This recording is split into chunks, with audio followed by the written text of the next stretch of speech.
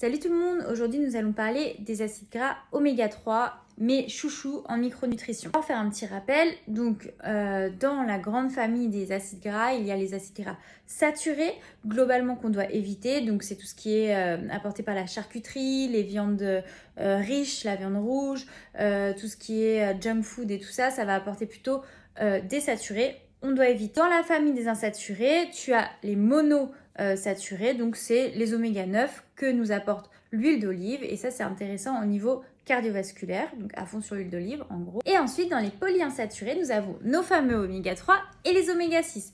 Les oméga 6, tu retrouves ça dans l'huile d'onagre, dans l'huile de bourrache. C'est intéressant pour la beauté de la peau et pour l'équilibre hormonal. Mais on a tendance dans l'alimentation moderne actuelle à beaucoup trop en manger par rapport aux oméga 3. Et c'est pour ça que ce post se focus sur les oméga 3 parce que en fait en termes de proportion, on mange beaucoup trop d'oméga 6 et pas assez d'oméga 3. Et les oméga 6 qui sont finalement des bonnes graisses vont devenir dangereux parce que si le rapport est déséquilibré, si on mange trop d'oméga 6, ça va devenir pro-athérogène, donc mauvais pour le système cardiovasculaire.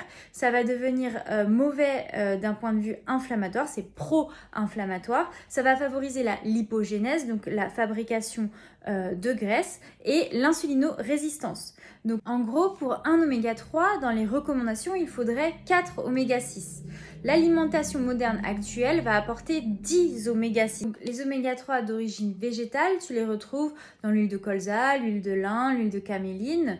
Après, d'un point de vue animal, tu retrouves ça dans les poissons gras des mers froides. Donc c'est quoi? C'est le saumon, le hareng, le maquereau, la sardine. Des poissons que tu manges tous les jours, la vérité.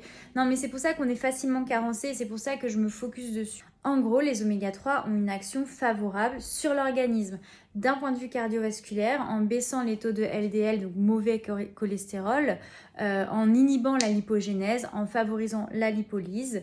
Ensuite, au niveau cérébral, ils vont être protecteurs, ils vont aider pour la mémoire, ils vont aider pour réguler l'humeur, pour le stress. Ensuite, ils vont freiner le développement des allergies, ils vont être anti-inflammatoires. Par rapport au développement du bébé, c'est un micronutriment indispensable. D'ailleurs, maintenant, les laits sont systématiquement supplémentés, notamment en DHA. Bref, là, on va trop dans les détails, on s'en fout.